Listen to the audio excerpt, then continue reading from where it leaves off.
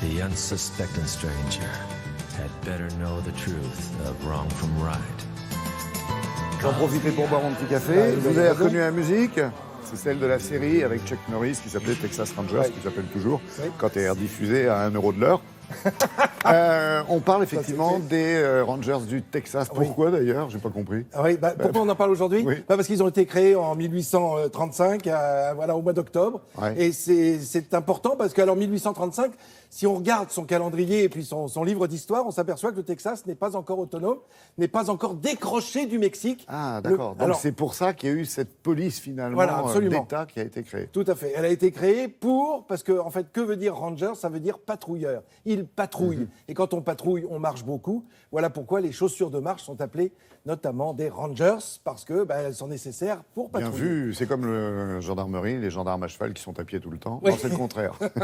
Alors là, en fait, on se retrouve avec, à l'origine, c'est un terme anglais. Ce sont les Anglais qui, lorsqu'ils débarquent en Amérique, sont décidés à faire la guerre, mais ils ne sont pas habitués, les Anglais, à faire la guerre sur les frontières. Ils n'ont pas de frontières dans leur pays. C'est une île, l'Angleterre. Donc, ils ne savent pas patrouiller sur les frontières. Alors, ils vont demander à des hommes, localement. Alors, ce sont des Anglais d'origine ou des Anglo-Américains, mais ils vont commencer à créer des polices qui patrouillent le long des frontières. Voilà pourquoi un certain monsieur Austin qui a donné son nom à la ville. Oui, absolument. Et il y a un Samuel Houston aussi. Et les deux vont donner leur nom à des villes. Alors, on regarde une carte pour bien se situer sur la carte du monde où se trouve le Texas. C'est évidemment aux États-Unis. On le sait, c'est au sud des États-Unis. Et on va voir où se situe justement cette capitale, Austin.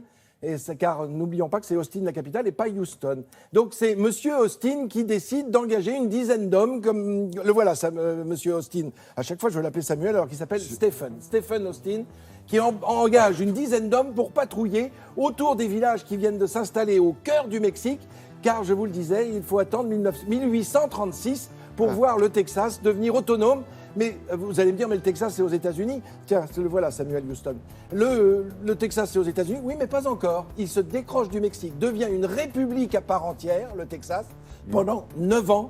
Le président le plus célèbre, c'est lui, Samuel Houston, qui va être 5 ans président du Texas, avant d'être rattaché aux États-Unis en 1845. Là, c'est Bonnie Parker et voilà, Bonnie Parker, la voilà. Clyde. On vient de voir Clyde Barrow juste avant. Ils ont été pourchassés en 1934. Ils sont abattus. Ils ont pillé un certain nombre de banques. Ça fait partie des personnages qui sont entrés dans la légende avec les Texas Rangers, puisqu'ils étaient tous les deux originaires du Texas et qu'ils ont été poursuivis par ces Texas Rangers qui se sont battus aussi lors de du vrai Far West, dans les guerres avec les Indiens. Et puis Fort Alamo, non, aussi? Absolument, vous avez raison, Fort Alamo, avec Davy Crockett, qui a disparu, qui est mort à l'occasion de cette attaque de Fort Alamo. Fort Alamo qui s'est déroulé juste avant que le Texas ne devienne indépendant. Alors ça, ce sont des images d'archives qui nous montrent ces Rangers. Ils étaient une dizaine d'hommes à l'origine. Aujourd'hui, ils sont plusieurs dizaines. Alors c'est plus qu'une... Voilà, Chuck Norris dont vous parliez tout à l'heure. Et vous allez voir qu'il s'en sort de justesse parce qu'il va revenir tout souriant. Alors attention, ça n'est qu'un film, ça n'a rien à voir avec l'actualité, même si souvent c'est assez proche. Voilà, donc Chuck Norris. Et effectivement, ces Rangers vont donner leur nom aussi, il faut le savoir. Il y a le 75e régiment de l'armée américaine qui est appelé Rangers. C'est une troupe d'élite.